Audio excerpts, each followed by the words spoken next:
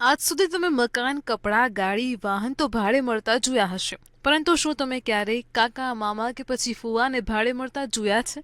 એ પણ દુકાનમાં? જી હા, સાચું સાંભળ્યું. વાત કંઈક એમ છે કે હરિયાણાના અંબાવા છાવણીની બજારમાં બિહારીજી પાનવાલે નામની એક દુકાન છે. આ દુકાનનો પાયો 1901માં નાખવામાં આવ્યો હતો. ત્યારે દુકાનના સંસ્થાપક પાનનો ધંધો કરતા હતા. પણ સમય સાથે જ્યારે તેમનો દીકરો વિકાસ બિહારીએ ધંધો સંભાળ્યો તો દુકાનનો નકશો બદલી નાખ્યો અને આ ફેરફારમાં તેમણે જાનૈયાને ભાડે આપવાનો અનોખો કોન્સેપ્ટ લઈને આવ્યા. આ કોન્સેપ્ટની શરૂઆત ત્યારે થઈ જ્યારે વિકાસનો દોસ્ત ઉદાસ થઈને તેમની દુકાને પાન ખાવા આવ્યો. વિકાસે પૂછતા તેણે જણાવ્યું કે ગામમાં લગ્ન હતા પણ કાકા નારાજ થતા તો આખી જાન પાછી જતી રહી અને ત્યારે બિહારીજીએ મજાકમાં કહ્યું કે મને જ કાકા બનાવીને લઈ ગયો હતો.